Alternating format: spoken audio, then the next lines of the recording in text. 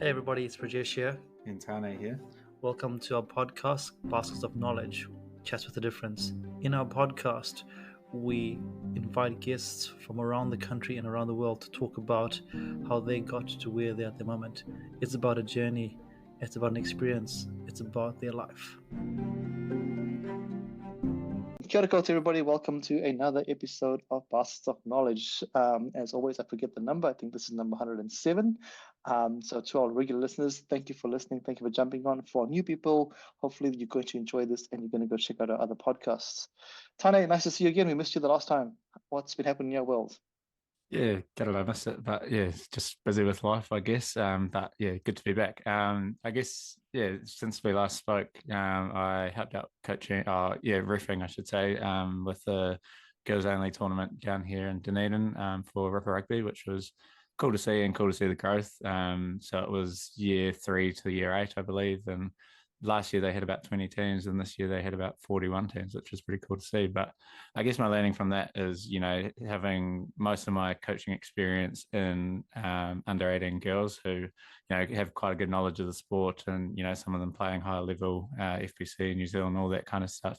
It was quite cool to then take it back and see these girls who, some were giving it a go for the very first time, and not many of them knew, any of the rules and stuff like that. And I guess it just gave me a better understanding and a better appreciation for, I guess, my privilege as a coach to work with some pretty amazing athletes, but also to put it into perspective that, as much time and effort I put into it, and as much as, I can think about different game plans and strategies and all of that, it is really a simple game when when you stand back and you look at it from a reffing point of view or from a simplistic point of view. And I guess that's that's where the fun comes. So I think just putting it back into perspective and realizing that, hey, it is just a game at the end of the day. And as much as you want to see people grow and people, appreciate the game, you also have to understand that for many, it's just about having fun. And I guess, that's probably why most of us get into sports in the first place. Yeah, and I love that because, fun is where everything starts. You start with fun and then it goes into a whole different thing, whether it's the fun of sport, the fun of study, the fun of data, the fun of watching TV, whatever it is, it starts with fun, then it changes from there. So, that's a beautiful, beautiful learning. And I guess that segues really nicely into my learnings from this week. I heard it on the radio of all places. Listening to the radio, who does that these days? But anyway, listen to the radio, and they were talking about John Cohen and his work with mental health, and the two words that just basically change the way you look at anything, and the two words are dot and dat. DOT and DAT, and I was like, oh, this is interesting. And basically, it comes down to when things are getting overwhelming and things are really massive, and you think you can't do anything, just focus on those two words. Dot for do one thing, whatever that one thing is, and then do another thing. So those two words, when I listened to that, I was like, wow, this can actually be taken into anything in life. We don't have to overcomplicate things. We don't have to make things massive. We just do one thing and do another thing. Then we'll be able to slowly move forward, whether it is moving in one step at a time or 20 steps at a time. As you said before, just break it right down to those basics there, which sometimes we just forget. We just get super complicated and trying to achieve the best that we can, or trying to get these hierarchies. But if we just think about it, dot and dat is quite a very simple way of looking at those things. So that's my learning from the week there. And for our regular listeners, you know that the two of us would keep rambling on and on for hours, but we're not going to do that there because this is not a podcast about us. As always, we scour the country, we scour the world to bring people that we think were interesting. We think everyone is interesting. We think everyone's got an amazing story to tell. But as we say always, we don't get fun on this podcast here, so we can't interview everybody, but we interview people that jump on to tell us their stories. And today we're very lucky and very privileged to have a guest that I've been following their work for a few months and a few years, who has done some really awesome things in their time. I'm very, very privileged to have them on our podcast, and I'm sure that they're going to share some interesting insights for us, Tanya and myself, and also for you as a listener. Welcome to Baskets of Knowledge, Kai. Oh, thanks for having me, guys. I appreciate you for not only making the time in my schedule, but also sharing a bit about yourselves at the start of that. It's good to know who I'm sitting with. No worries, it's our pleasure. So for our listeners who don't know anything about you, you shared some stuff just before we started recording. Do you want to tell our listeners a bit about who Kai is at this point in time? We'll talk about where that journey started. Ooh, yeah, okay. At this point in time, I think today, as I sit here, I'm the co-founder of the SaySo Project, the co-founder of the Unpack podcast with Coalesce Productions. I'm a 2023 Obama leader, as well as an Asian New Zealand Leadership Network member. I'm a creative entrepreneur, I think is the best way to put me. And I think today I like to be considered an entrepreneur because I think when I was younger, people tried to label me as like a hustler or as like a go-getter. And I was like, no, I want to be taken a lot more seriously than that. And yeah, today I'm sitting here, thankfully, in the same time zone as you, which is honestly a great privilege. And yeah, I'm happy, man. I'm well fed, I'm well rested. It's good to be here. Oh, beautiful. I love the way you introduce yourself as, labels have such a creative way of pursuing different things. If you say you're a hustler versus an entrepreneur, two different images come to play, right? For whoever you're talking to. 100%. And it's all about how you like, I learned a lot about, your presence, how you see like how people see you, and then also your shadow, what you like keep behind you. And I realized that, yeah, like when people sort of called me a hustler or a go-getter, I don't think it equated my level of drive. I don't think it really equated like how I was actually standing against my peers. So, being taken seriously was something that like I think early on in my journey, I like really, really fought for, which was hard, but it's worth it. Yeah, yeah. And I think, as the saying is, nothing easy, nothing that is passionate or nothing that is deserving comes very easy. And it's we got to fight for those things there. And talking about the fight though, let's talk about where your roots are from. You're Wellington today, but this is not where your story started. Your story started somewhere very, very differently. Yeah, let's talk about that thing. Where did it all start from? Well, I originally grew up in Bermuda, with Bajan or Barbadian parents. So, growing up in between Bermuda and Barbados is like really where my heritage and my roots are like. From I get a lot of my culture from there. But then when I was 12, I moved to Kaitaia, Tita Tokoro. So that was where I was like I would say raised and like by the community up there. It's my home now. It's an amazing place, and as I said, I'd like just traveled back from there as well. And I think that yeah, if you're gonna ask where my journey started, I think like what people I guess know me for or where it all sort of happened. I'd say it definitely started in Qatar, as most good things. Most good things start up north. So I know that you guys are a bit biased towards Otago, but I just need you to flip it upside down for a second. We'll go with that for today. Just for today. We'll go with that for that today. I appreciate it. Yeah, I was gonna say all good things come from Africa, but that's cool because that's where I'm from. But we'll go. We'll talk. That's another story for another day. Yeah, no, beautiful. And I guess Tana will go. Taranaki is where things come from. So wherever we come from, this is where the goodness starts, right? 100%. Yeah.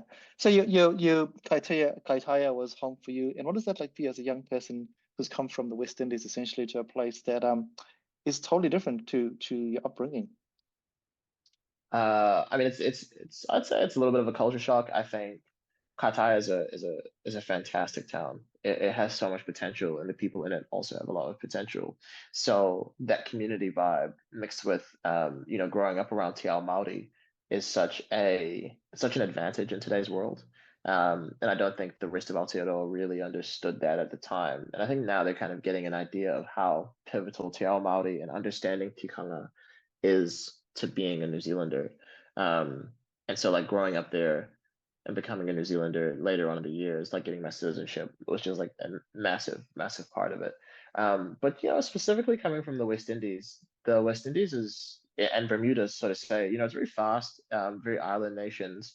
So we don't really have, I would say, a lot of like outdoorsy experience or in terms of like, the wild plains and mountains that New Zealand has.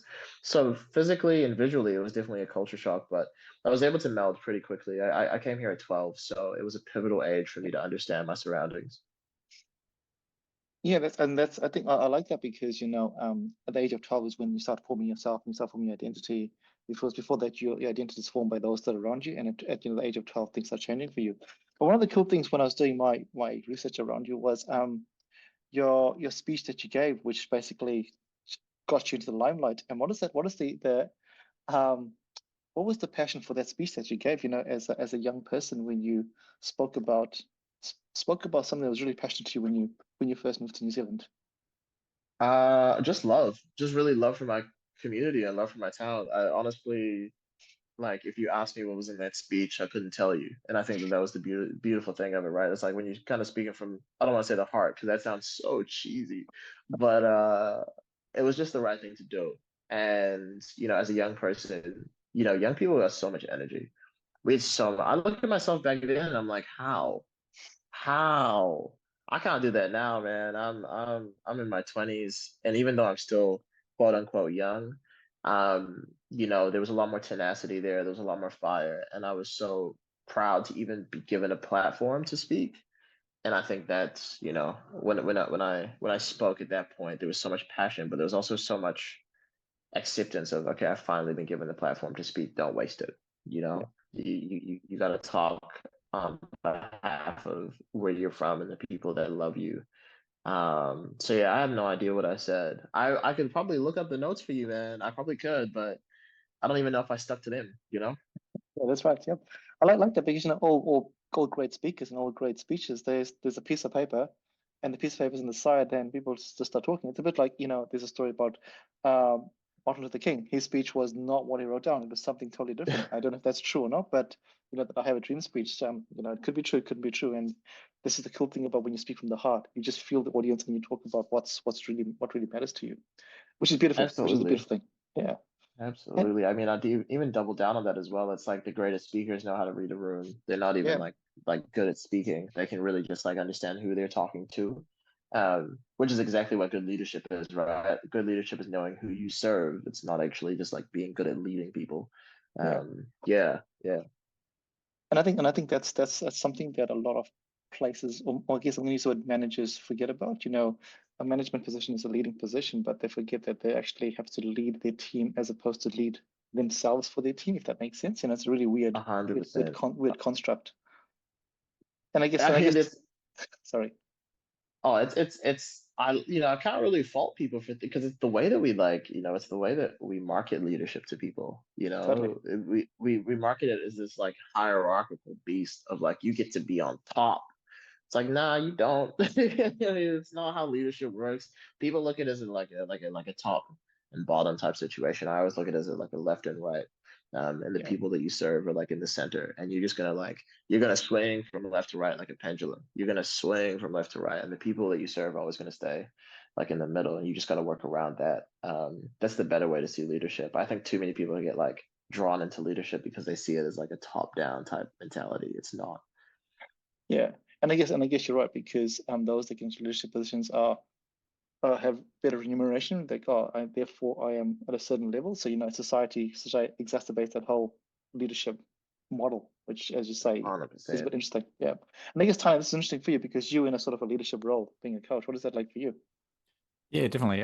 That's probably something I learned more so in university around leadership and what it might look like through being president of the exec and stuff like that. And I think yeah, definitely like growing up, I was always applying for house captain or head boy, and always going for those positions. I always thought that was the case, but I guess once I was finally given that opportunity, I realized that it wasn't so. Yeah, it was about getting the best out of everyone around you, and I think that's something that I've learned coming into this coaching space as well. And something that I guess listening to the girls and hearing their experiences with other coaches, I realized there are a lot of coaches around there who very much think my voice is the voice you should hear and what I speak is truth. Whereas, for me, I'm very much, I still want to get better at being collaborative, but I still think I give the girls a lot of platform to, talk about all the things that they want to see. And, I show them very much that I'm still in the learning stage as well. I don't think I'm the perfect coach. I think Mm. there's, I have a few strengths as any coach does. But yeah, definitely a learning curve that I think, you change and you change for the people that are around you. The different coaching, even within the different coaching roles I've had, there's different leadership styles I probably take into each that lend themselves to the people I'm, helping lead in some shape or form. Yeah, beautifully said. Mm. Beautifully. Yeah, so true. So true. And we all keep learning. We all keep learning along the way. All the best leaders keep on learning. You never stop learning, which is quite cheesy, but it's pretty true. Lots of cheese in this podcast today. But we're gonna go with that. We're gonna Make go a with that. sandwich, man. Exactly. Yeah. It's the mid afternoon, so we're hungry. Talking about hungry for change, hungry for awesomeness. When you say you're a creative entrepreneur, when did this creative spirit streak of you? Did you realize that this is who you not who you are, but this is your thing essentially. Mm. I think I mean, I studied business, and I studied political science at the same time. And I really liked commerce, but I didn't really like the fact that we treated people like resource. I didn't really like the fact that we like minimized people into numbers and markets and demographics. And so, with my first few, I'd say entrepreneurial activities, I saw people as more of, moving stories instead of numbers. And with that, we made the SaySo Project. With that, we made Unpack podcast, and I was able to like help out a few other friends with businesses that also are in those creative endeavors. When did I consider myself a creative entrepreneur? That's a great question. I think that at the time I was really sick of people calling me a hustler or a go-getter. There's an ongoing joke among, I'd say, like my friend group of like, what's Kai's actual job? What do I like? What do I do? And I think that that's such a great thing to have about you, because it's just how I don't fit the bill. I don't want to be inside someone else's preordained motion or boundary of what a job is or what I do. So in terms of being a creative entrepreneur, it's also being able to have the strength of pivoting, being able to see a gap where there is no gap. I'm not good at rugby, sorry, Tade, but gap selection is something that I absolutely love looking into, because we are so terrible at our blind spots. And I think in being a creative entrepreneur, you have to train yourself to see those blind spots more often than not. And that's so true, because I love that, because in the space that I work with, when someone says they want to be a doctor or an accountant or whatever, there's straight away you have a certain preordained idea of what that kind of person is going to be, which is crazy, right? Which is crazy. And also the other thing is, too often we get married to our job title. So if someone says to you, "What do you do?" They'll be like, "Oh, I am this," but no, I didn't ask you about that. I asked you who you were as a person. And I remember I was at an event one time, and an older gentleman came to me, and his first question to me wasn't "What do you do for a living?" It was, "What do you do in your free time?" And I was blown away, and I was like, "Oh, this is a really different question." And he was about 70 years old, and I was like, "This is interesting." And he said to me, "The reason I asked that question is because too many people tell me about their job, but I don't really care about their job. I want to know who you are as a person. And the way I'm going to know that is if you can tell me what you do in your free time." And to me, that was like a whole different way of looking at a human being, a bit like you, your title can be whatever you want, really, because it changes, it morphs depending on where you are. So they're really, really beautiful. I like that. I really like that there.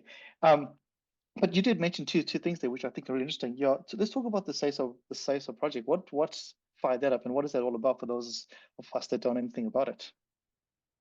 Sure. So the SaySo Project is a digital mental health storytelling platform. So it's journaling. It focuses on journaling and allowing the user to journal digitally. So it starts a journal through transcription. So you can talk to your phone and it transcribes it. And then it gives you the ability to emotion track through sentiment analysis. And so what you do is you log in, it'll give you a journaling prompt, and you'll answer that journaling prompt to the best of your ability. And with that answer, there's a backend, an AI that like reads you, it understands you, and so the next few prompts will be tailored towards what you're journaling about, or maybe what you don't want to journal about. And over time, you can track your emotion through days, weeks, months, and years. We created it because I have a fantastic team behind me, and I've always had a fantastic group of peers that have been able to lend hands everywhere and again. So that's honestly a tip for like budding entrepreneurs is look to your immediate circle as well before you look on a Facebook page to hire a marketer or da da da da da. Like look to people that actually know you.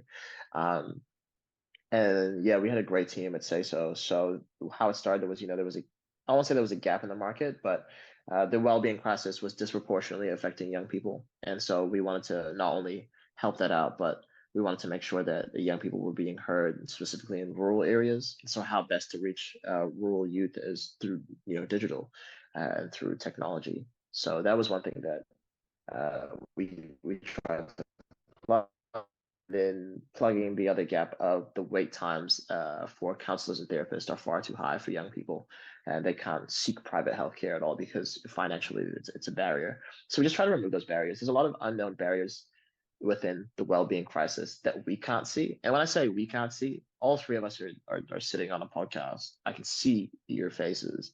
Yeah. We are of a certain level of wealth, even if we don't realize it. So our access to well-being services is going to be better than somebody who has no idea what we're talking about. And we wanted to reach out to those people. We wanted to make sure that they're also seen, because whether or not they need it today, if they need it tomorrow, we wanted to make sure that we were there for them regardless. And that's why we switched to digital as well. And was there a personal journey for that? We hear about the wellbeing crisis, and you said before, we're all sitting here on a podcast, and we can all do these things here. But was there something that actually sparked this? Was there something that happened to go? Because we all have these all cool ideas, but some of us never do anything because it doesn't affect us as a human being. Was there initiation? Yeah, for sure. Yeah. I know, like every this is a terrible quote that I learned last year, but every social enterprise is built on hurt. Yep. And it's true, right? I think that it's so true, but it's something that we don't like to talk about. But yeah, I feel like I hurt quite a bit as a young person, losing people to suicide, not only friends but also just people in your immediate environment and your immediate community. Going to school and then hearing that so and so's committed suicide, and then understanding that they're just not going to be around school anymore. That sort of stuff, you don't realize how much it actually not only hurts, but how much it builds into you can't really trust your environment.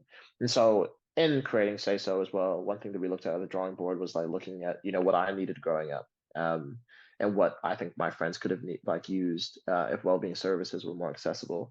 And so that's kind of like how I think the mission was brought about, and how we really uh I think it was our driving force. It was our engine in terms of like just keep going. Because like me, there are so many other people like me who were just sort of distraught and didn't actually understand how distraught they were when you go to school and there's 7 people a year that aren't going to be there anymore, and you shouldn't be going through that at 14. Yeah. I always say you should be losing friends at 60, not 16. Yeah. And losing them at 16 is something that I think it's just gonna make for uh, a rougher idea of what we could do better. But so that's what drove me, and it's what drove that's a story as well that the team also felt. It's quite sad that you could get 6 young New Zealanders in a room, and they've all had a touch point with that. I think that's so sad, but it's where we are. We have to accept that. Thank you for sharing that, because I think it's I also work in the youth space, and it's really quite, I don't know what the word is, but when I go into lots of rural Canterbury schools, and sometimes I get told, hey, you can't come to our school this week because we've had 4 suicides, and in my mind I'm like, well, I don't know what to say, because it's just so I don't know if crazy is the word, but you go, wow, what is going on here, that in this community here, it's such a small community and this is happening. So, as you say, hurt makes change, or makes us do change. And it's really awesome that you have, it's sad that it's because of hurt, but it's also awesome that this has happened, because, hopefully people that are out there are reaching out and sharing their experiences. And for the reach, what is your reach like? Is it a pretty accessible platform for young people? And if people want to access it, how would they do that there? Yeah, you can go on SaySoProject.com if you want. We totally, got why an not? Instagram page Yeah. and a LinkedIn page as well. We do a 3-month free trial because all the experts about journaling and the benefits to mental health always say that it takes 2 to 3 months to recognize actual benefits. And so we don't want to make people pay for that 3 months, like use it and see for yourself. But in terms of like making it accessible, it's always also been around making it a moving product, making it something that is like community driven. I will go, and everywhere I go, I'll talk about SaySo, and it's not even like a traveling salesman, but I'm just kind of like spreading the word that this is a thing, there is a gap, and as I say before on like other platforms, there is so much out there. There's so much out there, and the fact is that we're doing journaling. I'm not doing anything else, and I don't want to be, what is it called, a jack of all trades, master of none. Yeah. I never wanted to be that. So focusing on journaling and focusing on building emotional intelligence just through like talking and writing is something that we pride ourselves on knowing a lot about through the years. So making it accessible, and the reach is it's nice. We have people outside of New Zealand that are using a New Zealand product, Beautiful. which to us is just it's unreal, because we didn't. It's not that we didn't make it for them. if Yeah. that makes sense. We didn't make it Totally. for them, but I'm glad Yeah. that they're using it. Yeah. And it's awesome that, I like the saying, a jack of all trades and a master of none. Is what happens with a lot of these cool products is you start off with one thing and then you just morph into something totally different. And your base users now disappear because they're like, hey, I went in here to buy an apple tart and now I've got to buy the whole grocery. This is what's going on here. This is like crazy. Yep. So it's beautiful that you've done it. And it's a simple thing. I'm a big advocate for journaling. I think it's really, really powerful. And Tanya knows that because I used to have it a long time ago. I think it's such a simple but powerful technique, but you have to keep doing it, which is really beautiful. So you have that one arm. You've got lots of arms here, but we're going to go to the other arm, and which I think is really, really cool because this is where I really learned a lot about you was through your podcast. And let's talk about that because that looks at a different side of humanity. Yeah, do you want to tell us about that then, and how that's been part of your journey as well? Yeah, sure. So my good friend, my co-founder, my brother, Tabby Sabanda, who you should also talk to. He's got a great story. He's also from Zimbabwe. Yeah, I thought so. Yeah, I thought so. I was like, that's Zimbabwe's surname right there. Boom, done. Yeah. We met up in 2019, and we wanted to work together. Just kind of seeing not only his journey, but then my journey. Creatively, we wanted to come together, and he was, we both done podcasts in the past, so we decided to join forces. And yeah, we made Unpack. Unpack is a it's a podcast hosted by us, and for 4 seasons, we dissected New Zealand history through the comment sections. And we did that because the comment section is like where the good, bad, and the ugly are. It's exactly the narratives that people kind of like shut their eyes to, and they don't want to is actually out there. And nobody wants to read the comments, so we do it for you. And I think it's a real representation of what is actually going on in New Zealand today. So we did that for 4 seasons. We unpacked just about every historical event that we could, which is wild because there are more now. Would you believe it? there's so much more to unpack. But I think we earned a nice following from it, and the trust from our community to be able to, I guess, give cultural commentary on a lot of things about New Zealand. So that's the podcast. Go listen to it as well if you wish. I think it's pretty cool. I've listened to it. I think it's pretty cool. I love how you talk about the comments being the reality of humans in New Zealand. It reminds me of before the advent of internet and comment sections. It reminds me when I was first in New Zealand, I was driving around rural New Zealand, and for some crazy reason I turned on to talkback radio, and I was hearing stuff, and I was like, "What am I hearing?" It was the real life comment section, and I was like, "This is so crazy." So when I listen to your podcast, I'm like, "Oh, this is so crazy." That's wild that you say that because when I was mapping out Unpack before it was ever even called Unpack, it was mirrored off of Talkback Radio. Yeah. Because I love Talkback Radio, but I love it because it's nasty. It's disgusting, man. It's like because anybody can call up, but also anybody can comment on the internet. So the way that I saw it was like the comment section is the new it's like the new water cooler chat. Yeah. But nobody's giving commentary or fact checking any of it. So we wanted to be the talkback people there, and that was like it's eerie that you said that because every time I talk about Unpack, I'm like it's talkback radio but digitally. Yeah, it's so crazy. I still remember when I was actually driving through it's crazy. I was driving through Taranaki and I couldn't find any other radio station, and I came to Talkback Radio, and the stuff I was showing, I was like, what am I hearing? It was just so crazy. It was just about a certain event, which is pretty crazy, but beautiful. This is to me, it's like actually humans out there could be walking past you in the street, and this is what you think, which is crazy. Yeah. You sit down next to these people every day, whether it be on the bus or at a cafe. But the best thing is that you treat them the same because you don't know that opinion of it. And I also think that who cares if they have that opinion? Exactly. And once we unpack it, we get to know why people are like that. Because once again, like I think Talkback Radio got a lot of shtick in the 1990s. Also, actually, hold on, we're gonna pause there. You listen to the radio? That's wild. Crazy, right? That's crazy. Who does that, right? Who does that? Who does that? I've never heard of somebody that's on a road trip and they're like, you know what? I'm gonna pop into the radio through Taranaki. That is wild. Ridiculous, right? Ridiculous. Things have changed a bit since then, but that was sort of like, oh, let's go to the radio. What's going on here? What's happening in Taranaki? Let's get the heartbeat of Taranaki. Whoa, what's going on here? Interesting. got a lot of respect for it. I gotta say, I have that's pretty sick. That's pretty cool. Um, Yeah.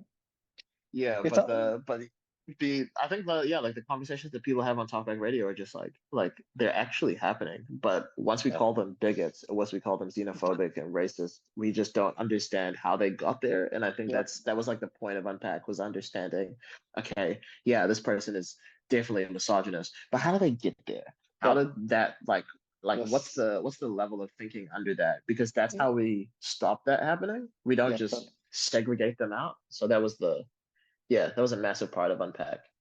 Yeah, and it's beautiful. For those of you that haven't had it before, jump on. It's pretty cool. There's some really cool things, and it's going to change you.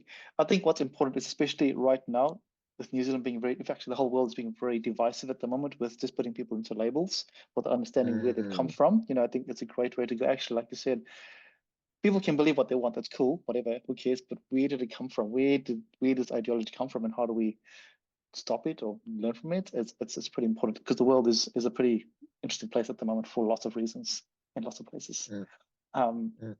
Especially if you have TikTok in America at the moment. That's not going to be happening very soon, apparently. Yeah, I had recently read that. I have to be honest with you boys, I am not on TikTok. I have an account for people to send me things, but Yeah, like I'm not a doom scroller. yep, Um, but it sounds like a lot of, this is very topical at the moment, because I think, and I'm sorry, I'm gonna go on a tangent. There's so much creativity on TikTok, just like how podcast is like a medium to reach people. I think that a lot of writers and a lot of creatives have gone to TikTok because you can actually reach people on there, totally. and removing it from a society is stifling creatives. It's because they're not going to stop creating, they're just going to go on to the next platform. That's right. Yeah, it's an interesting move. It's like we can have a conversation about there, but it's really interesting. It takes away the whole thing about freedom of speech versus creativity versus what's the actual agenda. But anyway, that's a whole different conversation. Um, Talking about different conversations. So this is really cool. But also, some other things that you've been involved in is you were an Obama scholar. What is that like? That's a pretty this is really crazy, because a few people that I know have also been part of this process here. And yeah, when I see your name on there, I was like, oh, this is really cool. How did you? I've seen the application process. It's quite a beautiful application process. What made you want to go for that, and what is that experience like for you as someone from New Zealand? Um, I mean, always with everything I do, I try to bring the North with me, or bring the stories of Northland with me. And if I get a chance to do that globally, I'm never going to say no. So the Obama Foundation, I saw when I was well, it was 2019. I think it was like I was younger at that time, obviously, but I was too young to apply. So 4 years later, I saw it. Actually, one of my colleagues had sent it to me, and they were like, "Go for it! You got to go for it," type thing. And I applied. It's a wild interview process for sure. I mean, it's very prestigious, and I'm so blessed, and yeah, I guess just amazed to be a part of that sort of stuff. But yeah, so I was an Obama leader last year, and I guess I'm an Obama leader for the rest of my life. But just the people that I'm with there, as I spoke about before, they all serve. They all serve their people. They all serve their community. And when I look back at the years that I've worked, and the years that I've, I guess, put into not just Unpack, but SaySo and a bunch of other projects run by other people, I do believe that I've served, and I have such a long I got a lot to go. I got a lot of energy, and that's exactly what I realized at the Obama Foundation was, they see it as something that, okay, cool, I got the potential to keep going, and I intend to keep going. I don't plan on stopping, um, and I don't plan on saying I'm tired either. So Yeah, that's beautiful. And that's really, really awesome to hear, because the hardest thing for those things is the application process. But once you reach application processing, then it's up to the people to decide. You've done your bit there, and obviously your qualities and your passion for youth, your passion for mental health has just come through quite strongly. And you've also been nominated for a couple of awards with the Impact Awards and all these other crazy cool things. Yeah, but I think, you know, for someone who's an outsider, it's not about the award. It's about the recognition that has this is what's happening out there. You know, I don't know. I'm guessing you're not the kind of person that chases awards, but you do stuff just because, hey, this is it, and being recognized is it's just cool. Yeah, I mean, like even the Obama leadership one, it's barely an award to me. And it definitely felt weird getting it because I was like, I it's cool to get, but this doesn't mean like I got stuff to do right now. Do you know what I mean? Like this isn't something that's like, okay, now this is the be all end all. Thanks for coming, guys. This was very Yeah. much like a pit stop in the road, an acknowledgement, and that's how I treat. This is gonna sound so terrible because people who give me awards are very nice. They're very lovely. I really appreciate them, but I Yes. don't care. We think you're amazing, guys. We think I you're don't amazing. care. Yeah. Yeah, I think you're amazing. I really Yeah. do. And but at the end of the day, I'm gonna keep doing what I'm doing, Yeah. award or not. Totally. Like and I intend to move really fast about it. So, awards are great, and I don't necessarily, yeah, I don't hate them, but I think anybody who, especially if you apply for something and you don't get it, it literally doesn't mean anything. Like if you Yep. know who you are to yourself, if you know yourself, that's fine because there are other awards and like network stuff that I've like applied for and I didn't get, and then I'll apply the next year and I'll get it. Yep. Nothing's changed. Nothing's My changed. drive has not changed. Yeah. Like the It's only thing that's changed is the people looking at the application. So 100%. Yeah, which is crazy. And I guess, you know, this is really topical because Tanya, this happened to you just a few weeks ago. You were awarded the volunteer of the month. You know, again, like I spoke about, that wasn't something you were seeking. It was just you just do stuff because you just do stuff. Oh, for sure. And I think sometimes it's almost a timely thing too, depending on what the recognition is for. But, sometimes it's timely in terms of not necessarily giving it to the best person, but I guess someone who, it might be that time where they need to see that to, continue that drive or something like that. But at the same time, yeah, as you say, it's usually not something you seek, but it's awesome to have. And yeah, I guess it's cool to have the recognition, but that's not what you do it for. And it's that constant cycle though of finding the ways in how you show your appreciation for that recognition without coming across as arrogant or cocky or all those kinds of things that play into it. So it is a fine line, but I think it's finding out ways to. I guess that's just the way awards are, right? Though like they're never going to be perfect.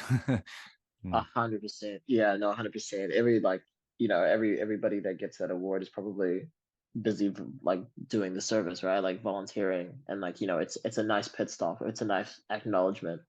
And I think that's where, the leaders are born when they keep going. They don't stop Yep. at the acknowledgement, and I get really sick of the CV stackers. And the people that get those things and they get the awards just to put it on the paper to climb Yeah. that ladder. um I think someone had a really good term for it. I think it was like prestige packers Huh. or prestige someone, but it was a really good saying. But like, that's not what we're here for. That's definitely not what I do. I'd say as a young person, playing sports and stuff, you want to get the trophy, of course. You want to get the match of the day McDonald's voucher for sure. Yeah, totally. But when you fall in love with the sport, you couldn't care less about the voucher. Did Yeah. we get the win? Do Yeah. you know what I mean? 100%. 100%. What a great analogy. What a good analogy. You know, if you play sport, this is fantastic. If you don't play sport, it's whatever your passion is, whether you're playing the violin or the piano or painting or whatever, it's just doing the best because you have a passion for it. And this is, is anything in life, which is pretty cool. But another 100%. passion of yours, Kai, is data and technology and all that fun stuff there. And earlier on you mentioned that there's an AI backend. What are your thoughts about the world with AI? We had a guest a few weeks ago who raised something that was really interesting. His name is Shailen, and he works for MYLB, and he basically said AI is the first time. Well, when AI first started, it was the first time that everyone was on the same level playing field. Everyone started at the same start, but some people have decided to Mm. go ahead. Some people have said it's non-existent, and others have just stagnated. What are your thoughts about the world of AI? Because it is here. It is here whether we like it or not. That's an interesting way of putting it. Yeah, no, definitely. Yeah, man. You can't be. I don't want to say you can't be scared because you absolutely can't be scared if you want to, but it's not Totally, gonna yeah. do it. It's not gonna help anything. Um, yeah, so we use quite a bit of tech in the SaySo project as well as like with other ventures that I've been a part of, and even in the future of Coalesce with all the podcasts and stuff, we use quite a bit of tech. I I dove into artificial intelligence probably a year and a half ago, um, and just understanding a little bit more about the general processing as well as like nodes, language nodes, and how these things actually work in the back end, which I think is just fascinating. And once again, I didn't have any like practical experience with it, but then going through with like SaySo Project, and we have a fantastic dev team that understands a little bit more about that. It's something that I now like keep my eye on in terms of like actively trying, actively creating prompts, actively making language processes that are actually going to affect my day to day. And I think this, as you said, like the sooner that you get into it, the better, because there is I guess, train of thought that you don't want to lose out. You Yeah. don't want to lose out. I think of when they tell you about the scams that are happening right now, it like you might get a text, or like there might be like a whole announcement of like, hey, all ANZ customers, there's a scam going around right now, and it says this, and you look at the scam and you're like, who would fall for this? And then your parents will, Yeah. because they fell asleep for 5 years in tech. They Yeah. fell asleep. They decided, oh no, I'm not gonna. And I don't want to happen. I don't want that to happen with me either. So, whether I appreciate the ethics or not of AI, it's only smart to get educated. It's only smart to actually understand what's going on. And people, yeah, I think people are scared of it, and rightfully so. But you can't let that fear allow you to fall behind. Yeah, and I guess Don't fall behind. yeah, totally. And people use fear as an excuse, and for lots of things in life, I'm afraid to do X, Y, Z, and that's cool. You're allowed to be afraid. No one is saying don't be afraid, but don't let that stop you, because the only one that's going to get stopped is you. The world is still going, Exactly. and you're the one that's left behind. And you can't say because I was scared. Cool. Yeah, and Yeah. that's a hard one. That's a hard one. The right, you have to work through that bit. Yeah. Oh yeah, you gotta work for that, and don't let that, being left behind, I think, is the worst possible thing, right? Because especially in a digital age, Yeah. we've seen it before. How many, I don't know how old you guys are, but how many social media platforms have we all been through, right? Yeah. Like when I was growing up, there was MySpace and AOL, and And then Bebo, whoa. CIP. Bebo was massive over here. I didn't. Yeah. Sorry guys, I didn't get the Bebo stage. My Uh, bad. My bad. I missed it. uh, What is it? You got like a top 7 or something? oh, you lost out. Don't worry about it. Don't I worry don't. about it. I only know the inside jokes, but I don't know anything behind that. Yeah. But like we've been through like 5 different social media platforms, and as you can Yeah. see, TikTok right now is like going through this stage. What's the next one? Yeah. Um, and pivoting, and making sure that the knowledge that we're having of all of these digital systems is something that can't be erased and it can't be changed. So it's really integral that we also understand AI, specifically as well from like a business background. I need to know what's going on there. Yeah. Yeah. And that's important, because it is coming. It is, and it has this fear, but it's also got the potential of doing good. When TV first came on and radio first came on, everyone was afraid of that. But did anything bad happen? I mean, everything's a tool, and a tool can be used for good or bad, whether we like it or Yeah. not. And if we always focus on the bad, then we forget about the good things. So yeah, embrace that fear and move on. Absolutely. No, And absolutely. And just embrace the change, embrace like being uncomfortable. It doesn't pay to always be comfortable. yeah, totally. That's where growth happens. That's where growth happens in the uncomfortable zone. We've just spoken about all the cool things that you've done, but what about you as a person? What else drives you? We have the podcast, we have the mental health stuff, we have the data, but in a day-to-day life, if we just go, hey, Kai, you're just chilling. What does a chill day look like for you? Is there such a thing as a chill day for you? Man, a chill. Yeah, man. I chill. I love it. Yeah, great. There's no there's no work without play. Yes. Um, and for me, what's a regular day look like for me? Honestly, I'll be outside most of the time. I try to get as much sunlight as possible. I love cooking. I'm a real like experimental cook. I've been cooking for a long time, and then I used to work in kitchens as well. So I love like fermentation. I love pickling. Oh, I wow. love making sauces. I like making reductions. I like making different butters, like things like that. That'll definitely be a part of my day. writing as well, just looking at the next medium, the way that we can like push forward stories and as I said, like bring the North to everything. I'll do things like this as well. I don't do many podcast interviews. When you messaged me, I was like, actually, no, I will. I gotta do this one because I like Awesome. to I like both of you guys. I follow you guys on social media, so I knew this was genuine. But like yeah, in terms of chilling, reading books. I'm a massive game nerd as well. I love gaming. Um, and just yeah. Just as much as possible I can fit into my fun. We're not having enough fun as adults. Yeah. How much Isn't that fun do funny? you think you fit into your day? Like give it Isn't to that me, like minutes. isn't that funny? Because that was the premise of my first conversation with Tane. Tane, we spoke about fun and we forget about that as we Mm. grow older, if you ask me a question how much fun I have in a day, that's pretty hard to say. You're always chasing something to do. Man, But this is fun for me. you gotta Talking to have people, more fun. talking to people is fun. I love talking to people, and Tanya knows that. I just waste too much time talking to people. And someone like, oh, are you working or have? That's not your job. I was like, I don't see it as my job. Just talking smack is great. Tanya, what about you? What's your fun? Yeah, I just talk. Tanya knows I just talk smack the whole day. You look at my Yeah, I think for Instagram. me, yeah, I think for me, probably exercise is my biggest fun point, and also coaching. Like I love coaching. As much as I stress about it and stress about people not coming to trainings or fees, and like all the other background stuff. I think Mm, I wouldn't do all that stuff if I didn't love, being there. And I guess, yeah, again, going back to what I said at the start, it's about finding that balance between, yes, stressing about all that other stuff that you have to stress about because you want to see the team succeed and people come back. But, also knowing that when I go to training, like training's only 4:30 to 6, but I get there at 4 so that I can help, I can start setting up and stuff like that. But, mm, that time that I actually spend in the training, I love it. I enjoy it. I'm not thinking about anything else. I'm not thinking about what do I need to make for dinner? What am I doing after this? What's happening tomorrow? I'm thinking about just having fun with the girls. And, like yeah, for me, that's probably my biggest fun. That and exercise, yeah, my two big fun points. Yeah. mm. I Yeah, love that. I love that. You got a lot of yeah. fun there. That's good to hear.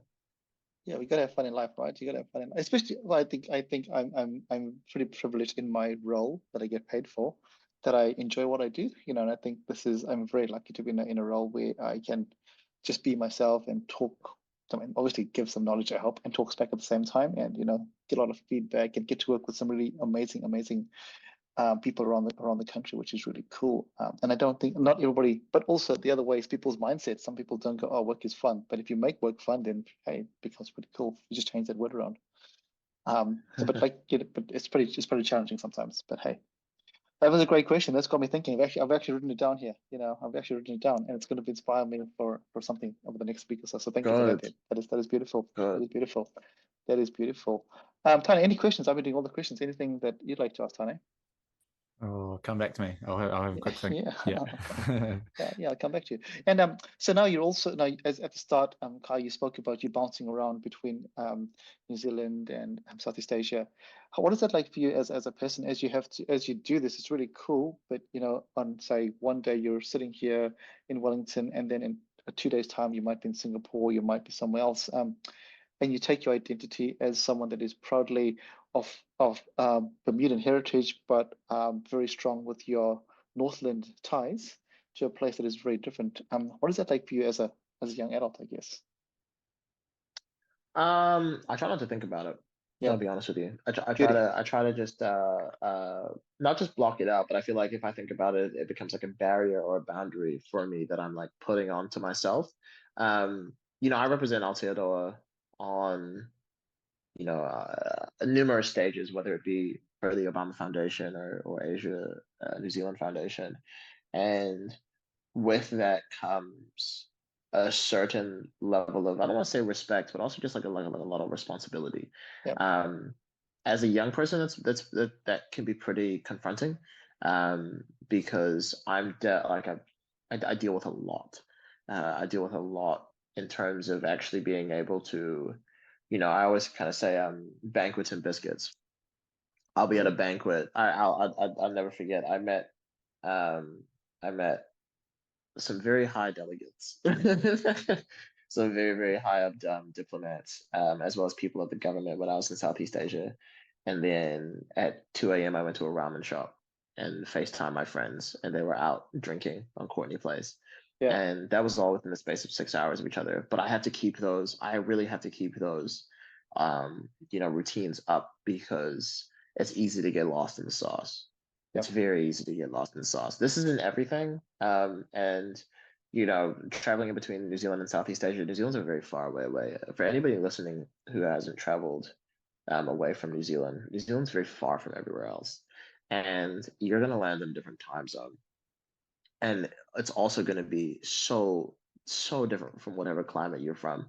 So it can be quite isolating. I will say though, I'm very lucky to be able to travel for what is work and for what is myself. There are times when I would wish for times like these, like I would wish to say, oh my goodness, someone's gonna fly me to Taiwan to do XYZ. That's amazing.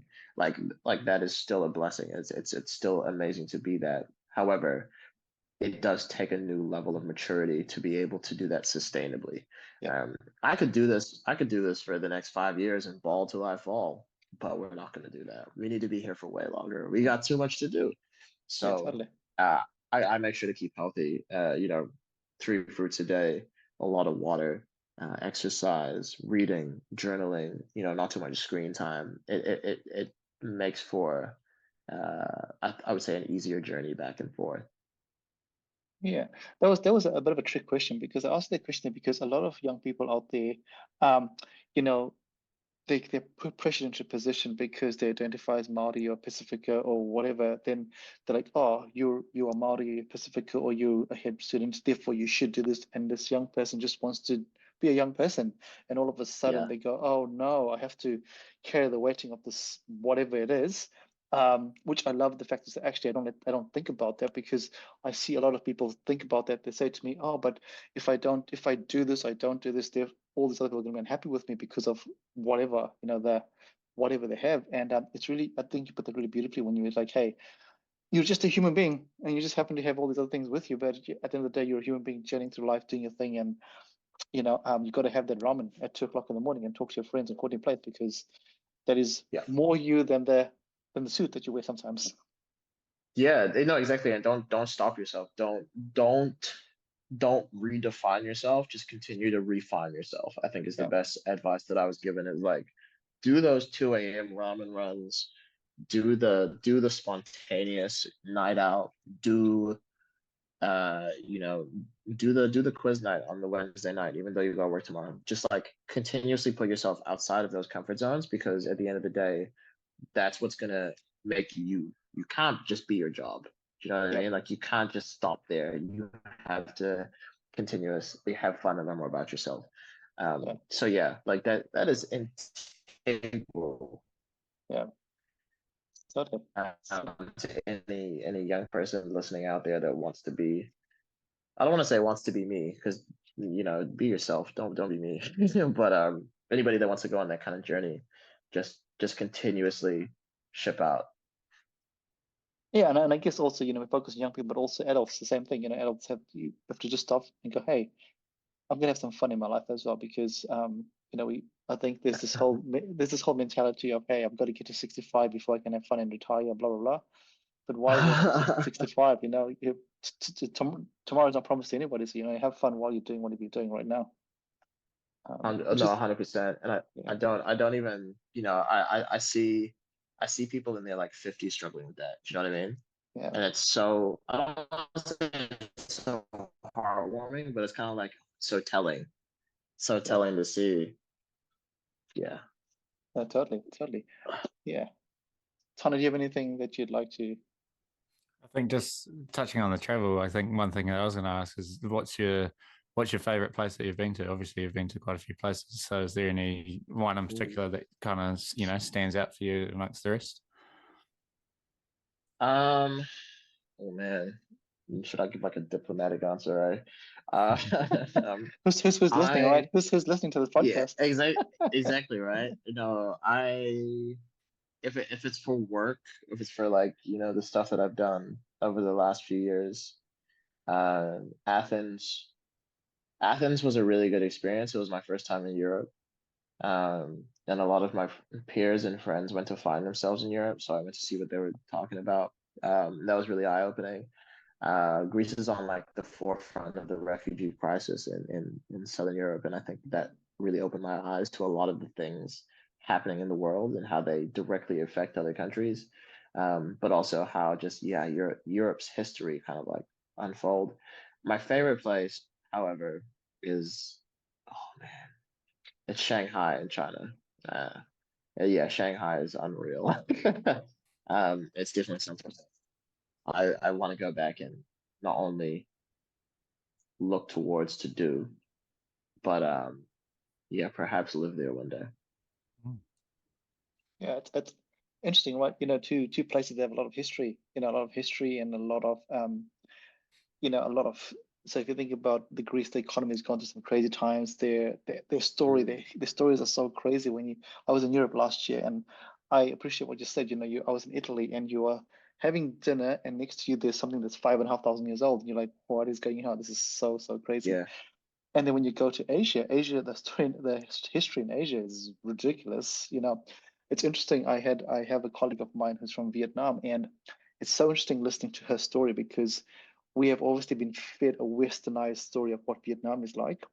And when you listen Mm. to her story, it is the total opposite. And you're like, wow, this is so crazy. So when you go to these places that you see the world in a totally different way, which is, you think back and go, okay, wait a minute, what is actually real and what's not real until you actually get to a different place. Yeah. So yeah. No, exactly. No, exactly. And I always want to like, you know, I kind of I have the privilege of traveling a lot for work, but then I don't have the privilege of holidaying a lot for work. Yeah.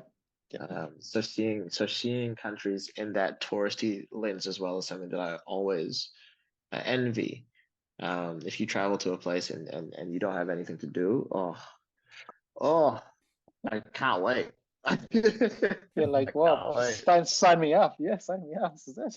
Yeah, no, exactly. Wherever that's going, let me get some of that. Jeez. Oh, beautiful. Fantastic. Beautiful. Kai, we've been speaking for almost an hour now. I'm sure we Hey, could keep talking for a long time. There's so much that you have there that we could share.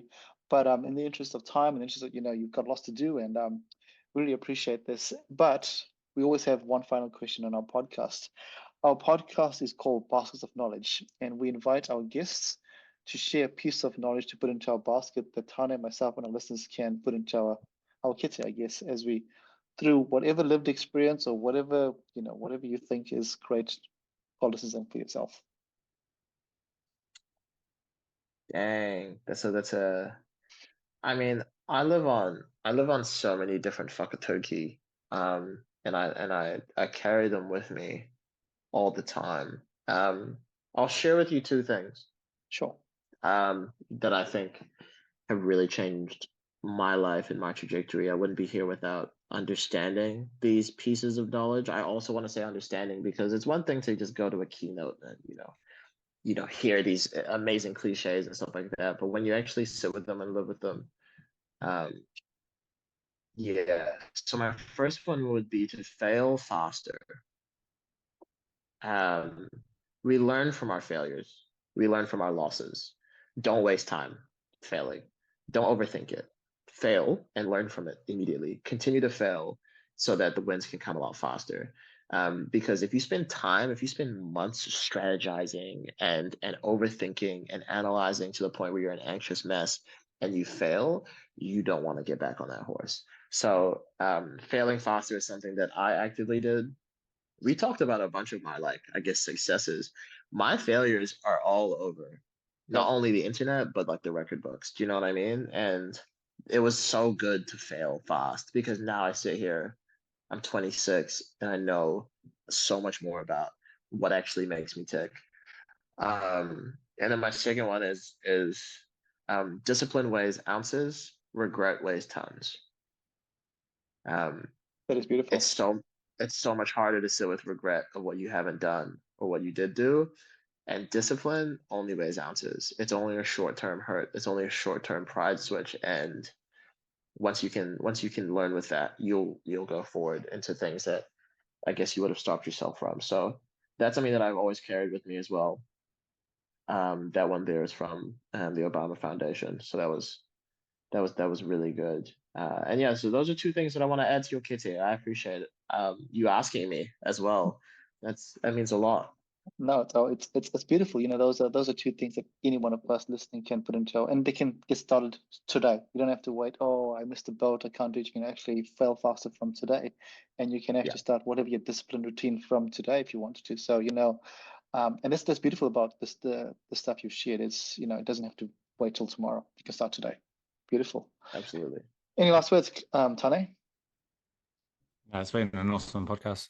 Yeah, really appreciate having you on, Kai, and yeah, it's been an awesome conversation. I'm sure our listeners will get a lot out of it for sure. Appreciate it. Thank you guys for having me on. It's actually been good to also see you, both of your faces, and I'm sure that we'll cross paths at some stage soon as well.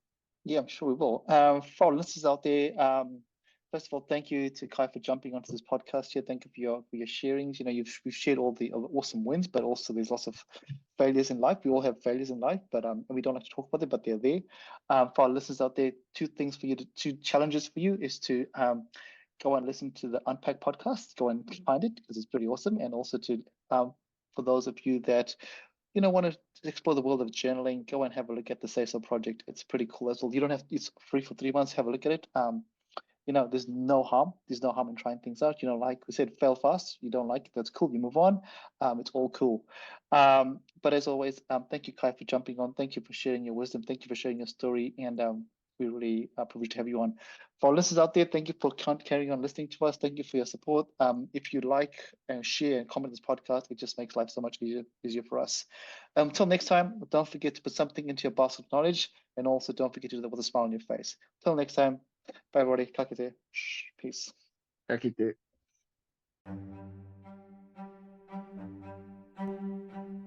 Thank you for listening to Baskets of Knowledge. Yeah, we hope that you found something useful to put into your basket of knowledge. And as we said before, remember to put something little into your baskets of knowledge every week. And as always, feel free to like, comment, and share this podcast. Thanks, everybody. Bye.